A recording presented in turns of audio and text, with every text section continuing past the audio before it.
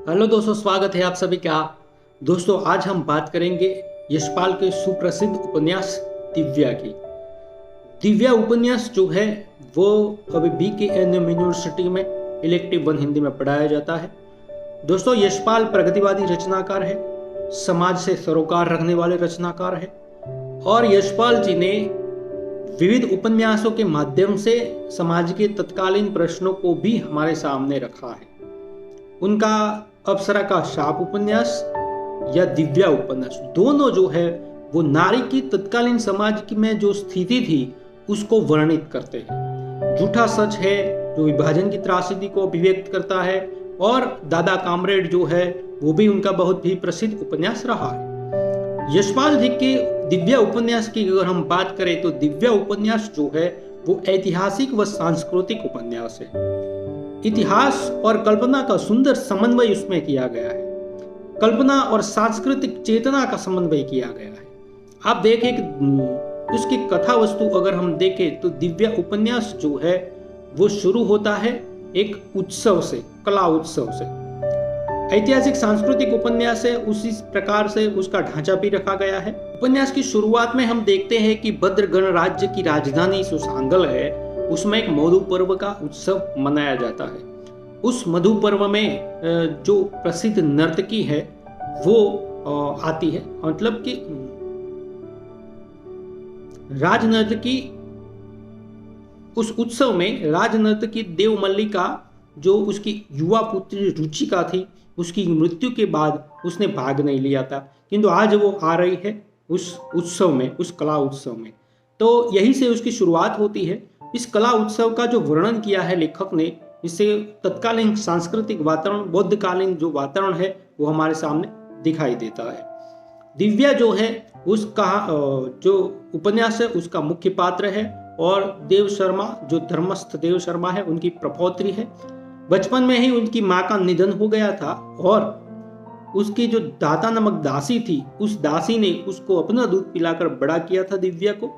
और दिव्या जो थी वो दाता नामक दासी की दूध पीकर बड़ी होती है और दाता नामक दासी जो होती है उसकी जो पुत्री होती है जिसका नाम है छाया। तो छाया जो है वो दिव्या की सखी, क्रीड़ा सखी बनती है और दोनों का जीवन जो है इस प्रकार साथ साथ में चलता है। अब दिव्या के जीवन में एक परिवर्तन जैसा है कि जैसे हमने पहले देखा कि कला उत्सव था और कला उत्सव में राजनर्तकी जो थी वो 2 साल बाद आई है। ऐसे में दिव्या को भी वहां पर भाग लेना था, नृत्य करना था। दिव्या बहुत अच्छा नृत्य करती है जिससे उसको इनाम के रूप में शिविका जो है उसकी कुछ राजकुमार उठाने वाले होते हैं, किंतु पृथुसेन जो है वो भी शस्त्र क्रिया में पारंगत है। पृथुसेन इस उपन्यास का नायक है और वह शिविका को हाथ जैसे ही लगाता है, उठाने का प्रयत्न करता है, तब लोग कहते हैं कि तुम सूत पुत्र हो, इसीलिए इस शिविका को तुम हाथ नहीं लगा सकते। इसीलिए पृथुसेन जो है वो देव शर्मा जो धर्मस्थ है उनके यहाँ पर जाता है, उनको उस न्याय के लिए, किंतु धर्मस्थ उस समय नहीं थे। दिव्या उनको वादा करती है पृथुसेन को कि मैं तुम्हें न्याय दिलाऊंगी, किंतु वो अपना हृदय उसको दे बैठती है। अब पृथुसेन के साथ उसकी जो है वो प्रेम में पड़ती है। उसके साथ पृथुसेन जो है उसे गर्भवती बना देता है, यानी कि दिव्या जो है गर्भस्थ है। फिर पृथुसेन जो है किस कारणवश किसी युद्ध में चला जाता है, फिर वापस आता है, किंतु किसी कारणवश वो दिव्या के पास नहीं पहुंच पाता है। खास करके दूसरी जो रानियां थी वो दिव्या के पास पृथुसेन को नहीं पहुंचने देती है, जिसके कारण पृथुसेन और दिव्या का मिलन नहीं हो सकता है। दिव्या जो है वो गर्भस्थ है, इसीलिए उसको फिर वहां से निकाल दिया जाता है, उसे महल छोड़कर जाना पड़ता है। दोस्तों यहाँ पर नारी की तत्कालीन समाज में क्या स्थिति थी। दिव्या जो थी वो धर्मस्थ देव शर्मा की प्रपौत्री थी, एक राजघराने की नारी थी, फिर भी उसको कैसा सहन करना पड़ता था। साथ में जैसे कि उसने पृथुसेन के साथ सूत पुत्र होने के बावजूद उसके साथ शादी की थी, जिसके कारण भी उसे भुगतना पड़ता है। अब वो अपने जो क्रीड़ा सखी छाया है उसको लेकर बाहर निकल जाती है। रास्ते में एक पांथशाला है, वहां पर वो आश्रय लेने के लिए कहती है, क्योंकि चलना उसके बस की बात नहीं है, क्योंकि गर्भस्थ है ज़्यादा चल नहीं सकती है, इसीलिए कहीं आश्रय लेना तो बहुत ज़रूरी था। इसलिए वो आश्रय लेना चाहती है, किंतु छाया उसे कहती है कि पुरुष के बिना हमें किसी पाठशाला में रुकना ठीक नहीं है।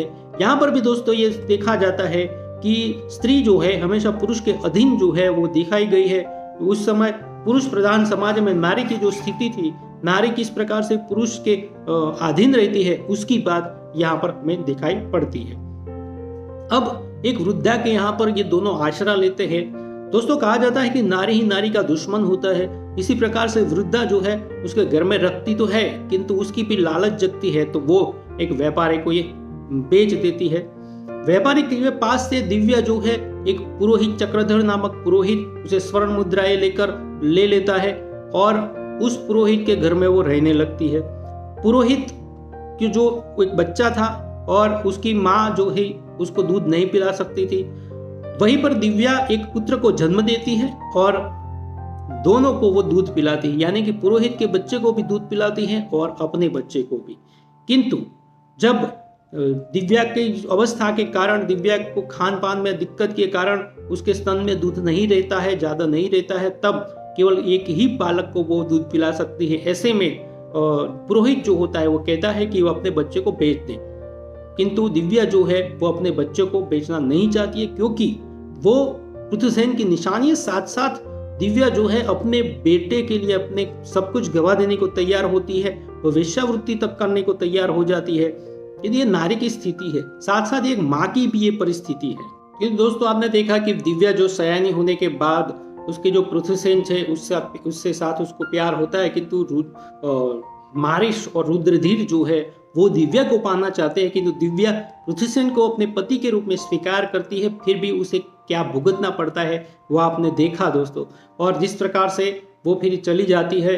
बाद में एक वृद्धा के यहाँ से व्यापारी के यहाँ, व्यापारी के यहाँ से वो पुरोहित के यहाँ जाती है और अंत में अपने बच्चे को मारने की बजाय वो क्या करती है कि अपने बच्चे को लेकर यमुना नदी में कूद जाती है। और वहां पर क्या होता है कि बच्चा तो मर जाता है, किंतु कई लोग उस दिव्या को बचा लेते हैं। अब दिव्या को बचा जैसे ही लिया जाता है, उस समय की राजनर्तकी थी वो वहां पर आई थी और रत्नप्रभा जिसका नाम है, और रत्नप्रभा वहां पर आती है और दिव्या को देखती है तो उसको लगता है कि वो साधारण स्त्री नहीं है। इतने में चक्रधर जो पुरोहित था वो भी दौड़ता हुआ वहां पर आता है और कहता है कि ये मेरी नारी है, मुझे दे दो। किंतु रत्नप्रभा जो है वो कुछ स्वर्ण मुद्राएं देकर पुरोहित से दिव्या का छुटकारा करा देती है।